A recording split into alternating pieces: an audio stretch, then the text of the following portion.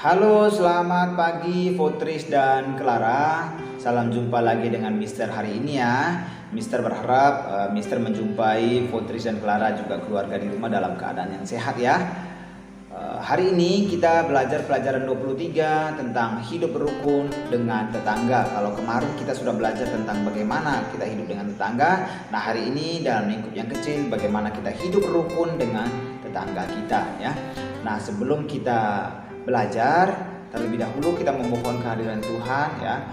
Tuhan hadirkan di dalam pertemuan dan pelajaran kita hari ini supaya Votris dan Clara bisa memahami pelajaran yang Mister berikan ya.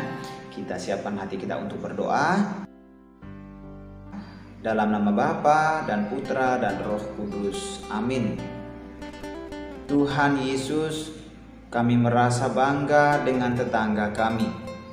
Bantulah kami agar selalu hidup rukun dengan mereka, demi Kristus Tuhan dan pengantara kami. Amin.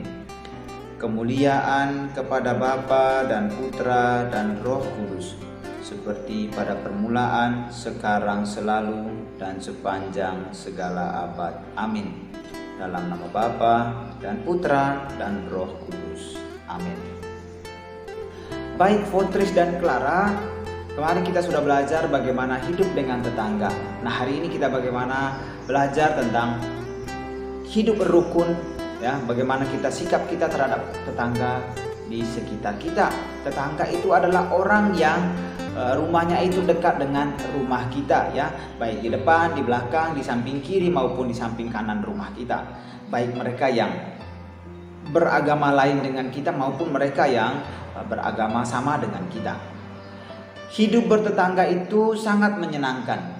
Kita bisa lebih banyak mengenal perbedaan ya dari orang-orang yang kita jumpai yang menjadi tetangga kita ya. Ada orang tua yang bekerja ya, ada orang-orang yang misalnya ada orang tua yang bekerja sebagai guru, ada pengusaha, ada pegawai negeri, ada buruh ya. Kita juga bisa mengenal perbedaan agama ya, perbedaan agama, ada yang Islam, ada yang Kristen, ada yang Hindu, ada yang Buddha, ada yang Konghucu ya. Nah, sikap yang diperlukan dalam hidup bertetangga itu di samping hidup baik dengan orang-orang, kita juga harus hidup berukun ya. Hidup berukun karena kita melihat ternyata banyak orang yang berbeda dengan kita.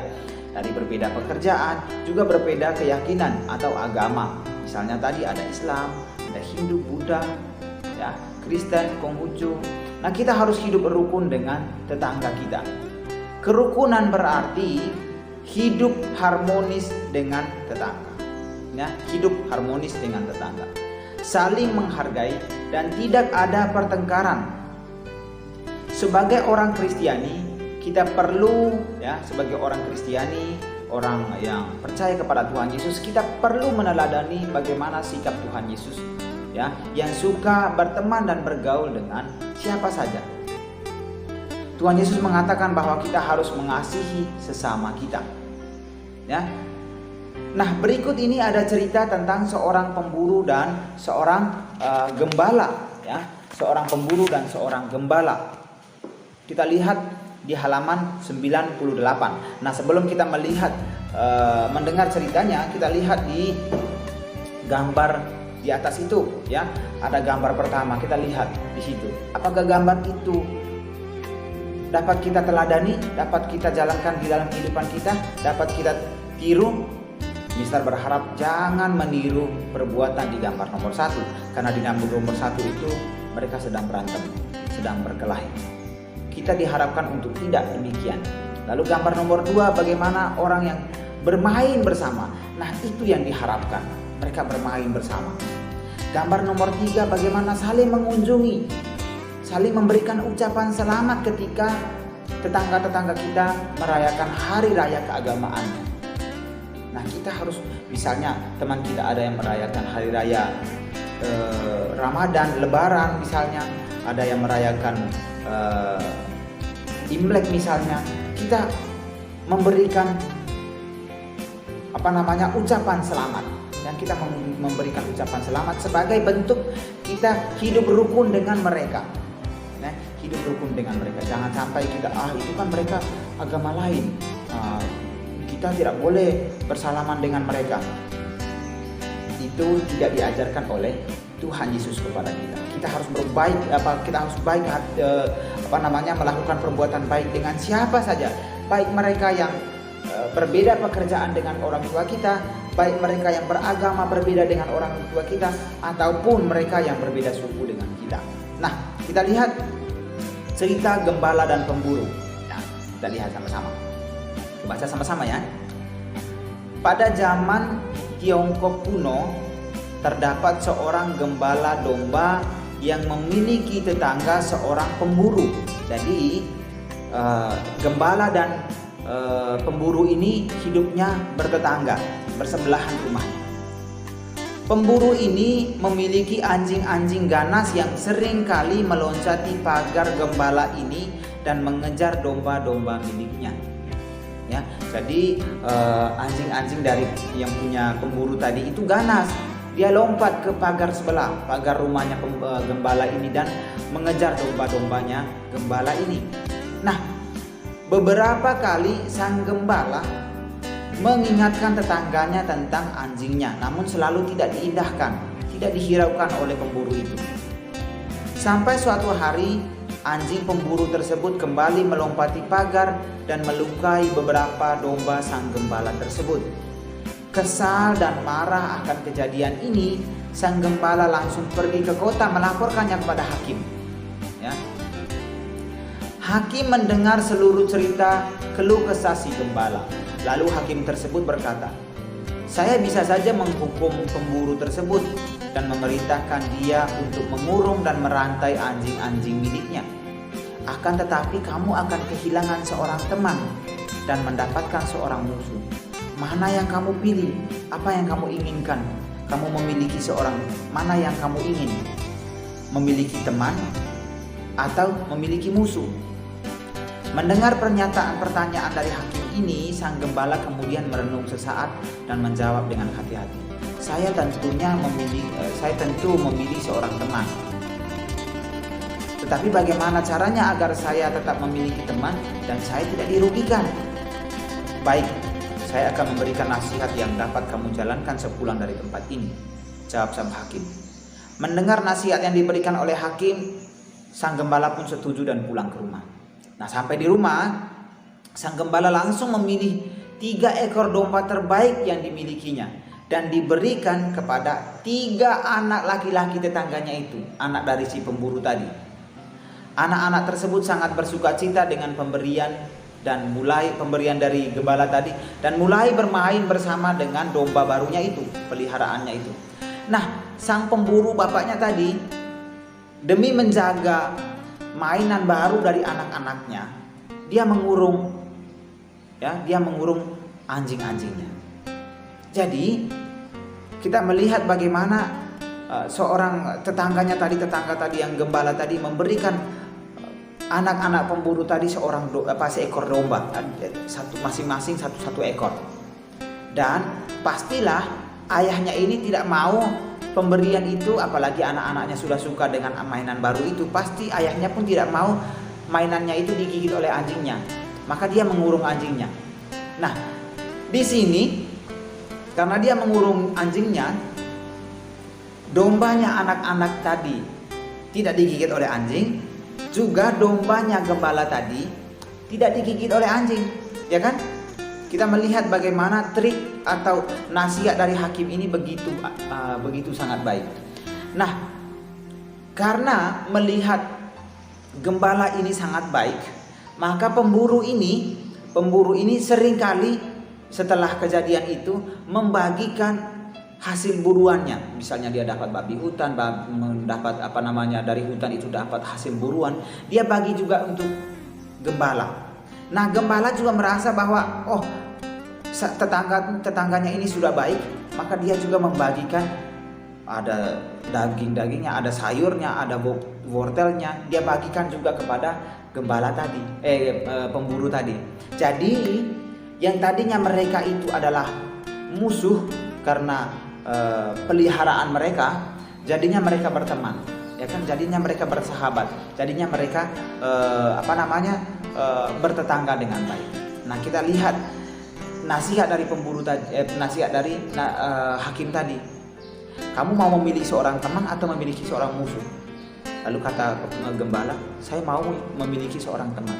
Nah, kita juga diharapkan dari cerita ini, diharapkan kita harus memilih menjadi teman. Jangan sampai memilih menjadi musuh bagi orang lain.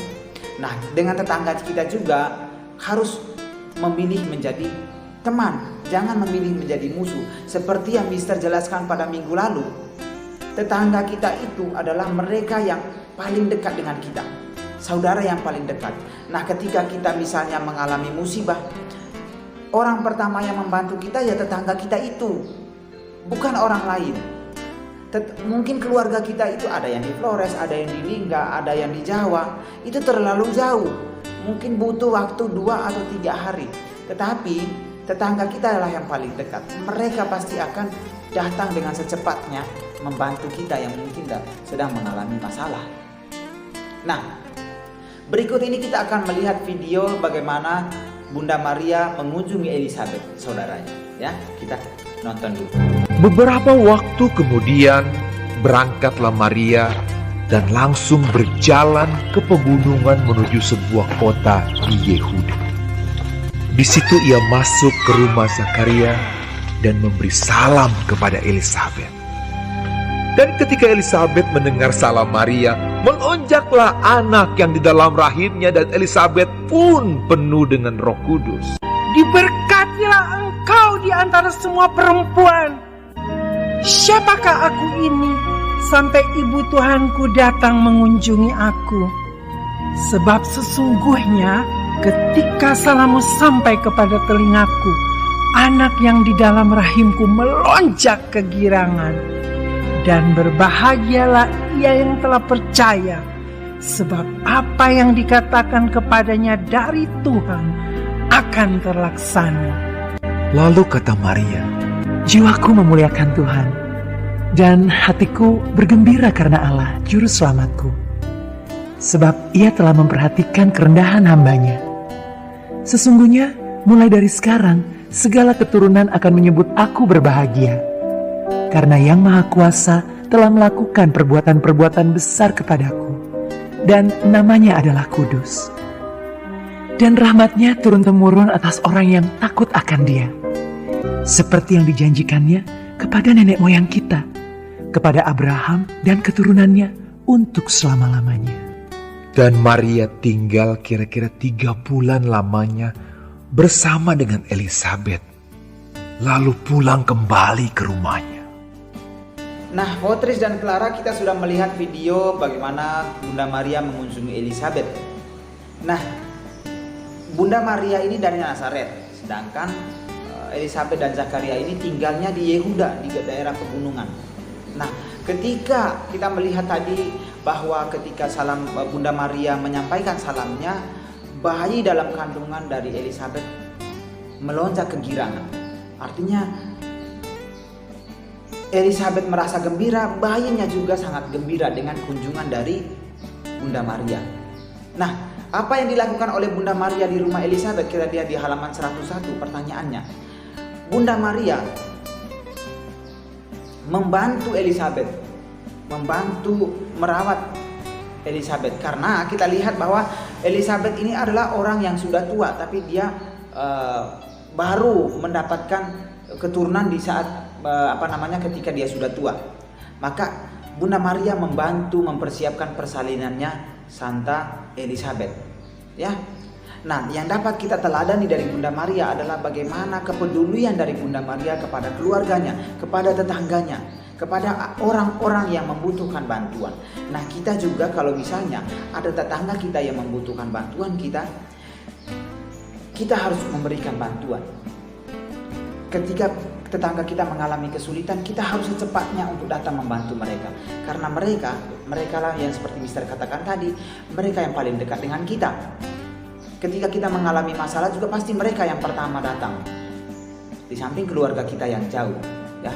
Nah, setelah mendengarkan penjelasan dan juga menonton video ini, Mister berharap Fotris dan Clara mengerjakan halaman evaluasi di halaman 103. Nah, demikian aja pelajaran hari ini, dan ini merupakan pelajaran terakhir di semester kita. Di semester ini, Mister berharap semua pelajaran yang sudah kita pelajari di kelas 2 ini bisa kita hidupi di dalam kehidupan kita setiap hari dengan orang-orang di sekitar kita maupun dengan